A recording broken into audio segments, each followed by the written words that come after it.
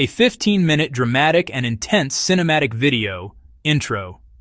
For centuries, a collection of books has been intentionally kept out of the Bible, and in some cases even banned by the church. What if I told you that in one of these books Judas wasn't a traitor, but the hero of the story? Or that in another, a young Jesus performs miracles that are both amazing and, honestly, a little terrifying? We're about to explore these forbidden texts, from the Apocrypha to the censored Gospels, and reveal the stories they didn't want you to know. Section 1. The concept of banned books. All right, before we get to the really juicy stuff, we need to be clear on what banned actually means here.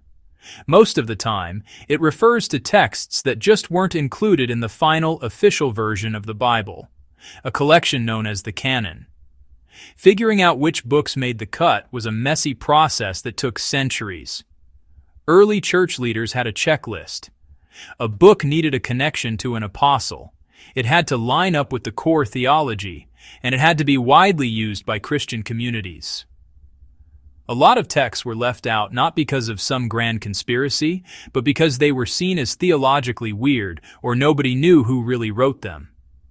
But then there was the more literal kind of banning. From 1559 all the way to 1966, the Catholic Church had something called the Index Librorum Prohibitorum, the Index of Forbidden Books. This was a real list of publications that were considered heretical or morally dangerous, and Catholics were forbidden from reading them.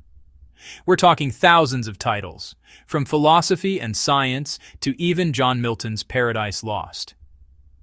While the index was officially scrapped in 1966, the idea of forbidden knowledge still fascinates us. Today we're focusing on those texts that were shut out of the biblical canon, the stories that live on the very fringes of faith. Section 2. The Book of Enoch. Let's kick things off with one of the most famous and controversial of these books, the Book of Enoch. This ancient Jewish apocalyptic text is attributed to Enoch, Noah's great-grandfather. For centuries, the Western world thought it was lost, only knowing it from tiny references in other books.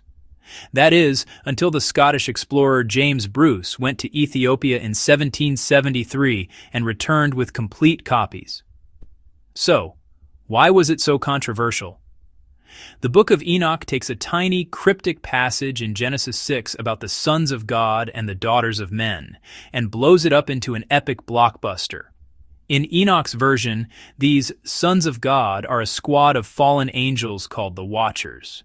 200 of them, led by angels named Semjazah and Azazel, come down to earth, take human wives, and have kids, a race of giant, world-destroying monsters called the Nephilim. And that's not all. The Watchers corrupted humanity by teaching them forbidden secrets, how to make weapons, craft cosmetics, use sorcery, and read the stars. The book argues that this angelic rebellion, not just Adam and Eve's slip-up, was the real source of evil that led to the Great Flood. The whole book is filled with wild visions of heaven and hell, detailed prophecies, and a complex breakdown of the angelic world.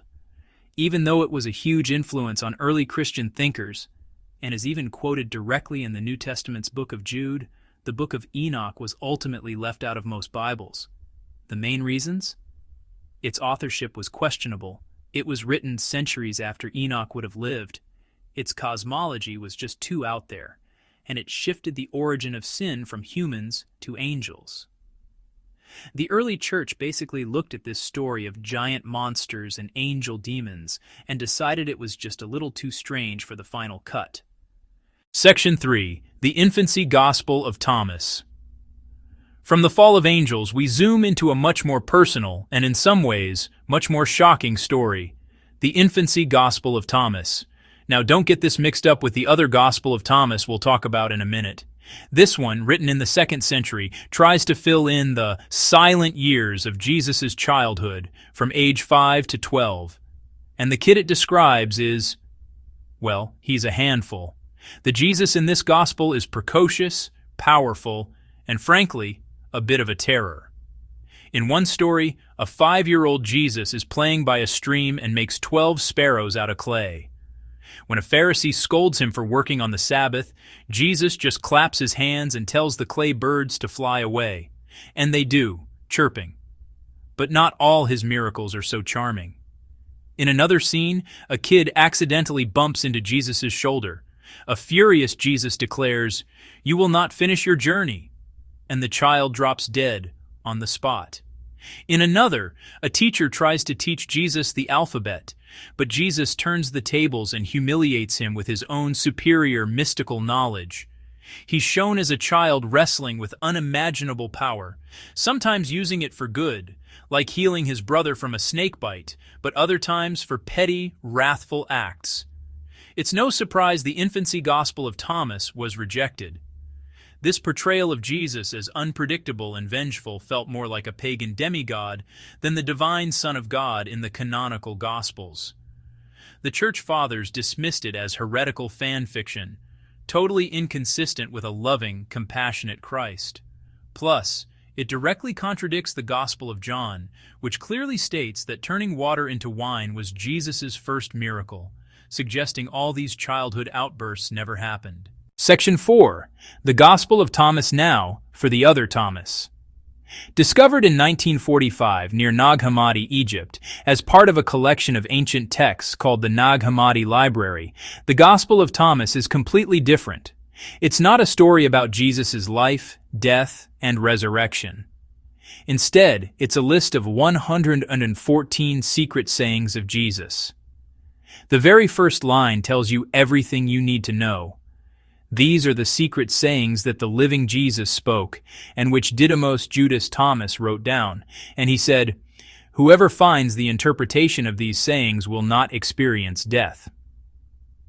That focus on secret knowledge, or gnosis, is the key to understanding why this text was considered so dangerous. In the Gospel of Thomas, salvation doesn't come from faith in Jesus' death on the cross, but from correctly interpreting the hidden meaning of his words. Some of the sayings sound familiar, like parables we know from the other Gospels, but others are deeply mystical. For example, saying 77 claims Jesus said, "I am the light that is over all things. I am all. From me all came forth, and to me all attained. Split a piece of wood, I am there. Lift up the stone, and you will find me there." This gospel is a classic example of Gnostic Christianity, a major spiritual movement that was eventually branded a heresy. Gnostics believed the material world was a prison created by a lesser god, and that a divine spark was trapped inside certain people. Jesus' job was to deliver the secret knowledge needed to set that spark free. The Gospel of Thomas was rejected for its obvious Gnostic ideas, which went against core Orthodox beliefs like the goodness of creation and salvation through faith. Section 5. The Gospel of Mary. The idea of secret knowledge brings us to our next text, the Gospel of Mary. The first fragments of this 2nd century Gnostic Gospel were found in 1896, with more complete versions found later in the Nag Hammadi Library. What makes it so revolutionary is its portrayal of Mary Magdalene. She isn't just a follower, she's presented as the top disciple, the one who understood Jesus' true teachings better than anyone. And that includes Peter. The surviving text picks up after Jesus has ascended, with the disciples hiding in fear. Mary stands up to comfort them, not by repeating old lessons, but by sharing secret teachings and a vision she received from Jesus in private. She describes a complex journey of the soul as it ascends past hostile spiritual forces. But her revelation is met with skepticism, especially from the Apostle Peter. He angrily asks the other disciples, "Did he really speak with a woman without our knowledge and not openly? Are we to turn about and all listen to her? Did he prefer her to us?" This conflict is the core of the gospel. It's a snapshot of a power struggle in the early church. Does authority come from direct mystical experience like Mary claims, or does it belong only to the chosen male apostles, as Peter argues? The gospel champions Mary, elevating a woman to a position of spiritual leadership. Another disciple, Levi, even steps in to defend her, telling Peter that the Savior loved her more than all of them. The Gospel of Mary was ultimately excluded because it promoted secret knowledge over public apostolic teaching, and crucially, because it challenged the male-dominated leadership structure that was becoming the foundation of the Church. Section 6. The Gospel of Judas. And finally, we've arrived at the most explosive banned book of all, the Gospel of Judas. For nearly 1,700 years, this text was only known from a single, blistering mention by an early church father who called it heresy. But then, a Coptic manuscript was discovered in Egypt in the 1970s. After a long and complicated journey, it was finally translated and published in 2006, and the contents were mind-blowing. This gospel completely flips the script, recasting the most infamous villain in history as the story's true hero. In this Gnostic text, Judas isn't a traitor. He is Jesus' most enlightened disciple, the only one who truly gets his divine mission. Jesus even laughs at the other disciples for praying to the wrong God and tells Judas, "You will exceed all of them, for you will sacrifice the man that clothes me." The central idea is that Jesus' physical body is a prison for his divine spirit. To be free, he has to shed his mortal form. In this version of events, Jesus asks Judas to betray him.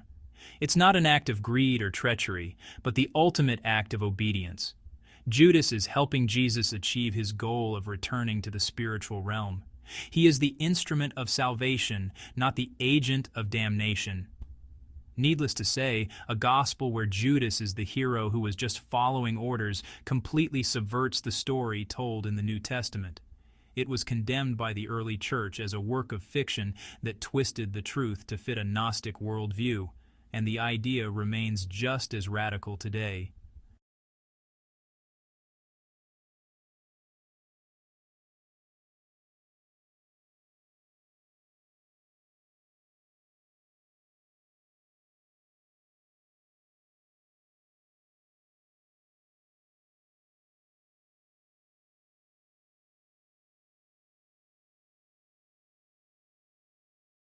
From fallen angels and a superpowered child Jesus to a heroic Judas, and the secret wisdom of Mary Magdalene, these texts show us that early Christianity was far more diverse and divided than many of us realize.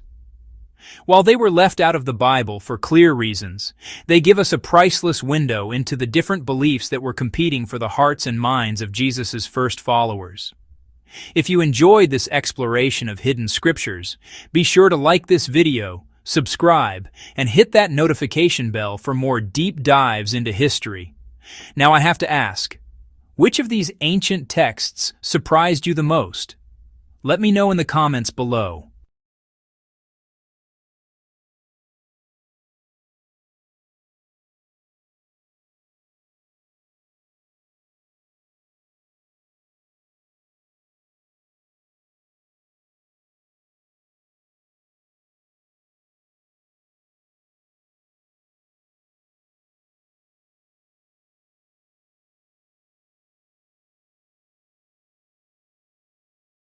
The story of the Bible isn't just about the books that made it in, it's also about the ones left on the cutting room floor.